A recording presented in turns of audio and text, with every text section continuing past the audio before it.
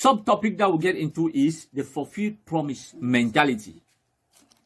Yeah, it is not, this fulfilled promise is in quote, is that somebody promises you and you receive that promise as something that you already achieved.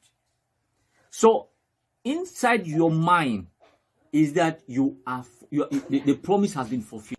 We are saying this is completely wrong because you cannot put your trust in man, even if it is your blood brother, even if it is your blood sister. No matter the promise he or she gives you, you don't put your trust in that promise. You cannot put your trust in that promise. Because only God can we put our trust in him. And if we read our Bibles in Mark chapter 7, we understand that the heart of man is filled with evil, wickedness, and a whole lot of things. And so someone will actually promise you, not because he loves you, but because he actually wants you to fail. He wants you to depend on that promise. Not get yourself working, just depend on what he has told you, and the years will pass by and he will not do anything. Each time you remind him about that promise, he will tell you, no, I am doing everything possible to get that promise fulfilled. And you fold your arms and you see. But tell me, is it not foolishness? Actually, it's foolishness. You don't put your trust in man. No matter how lovely the words might be, you don't put your trust in man. Well, it is true. Some people can actually promise you with good intentions, but it is not certain. Circumstances might change. They say the only thing that is constant in life is change.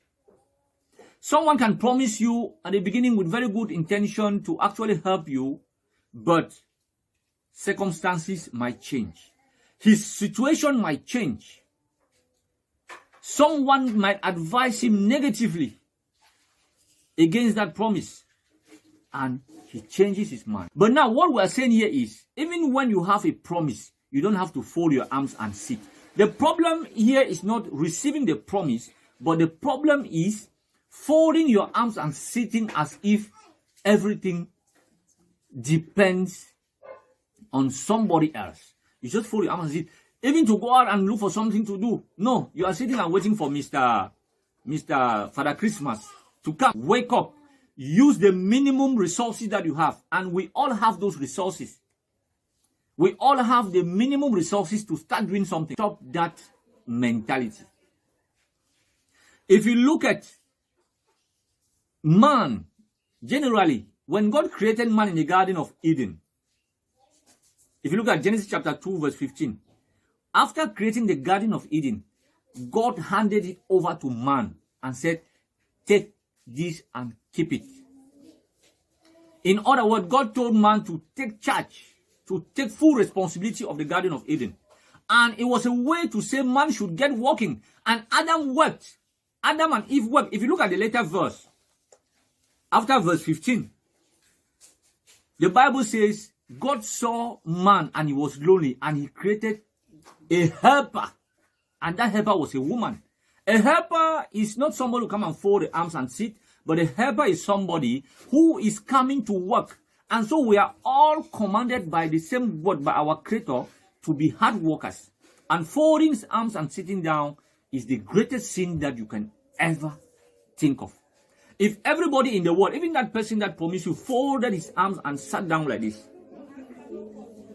do you think this society would have been a better place? So this closes this first subtopic as we move to the second.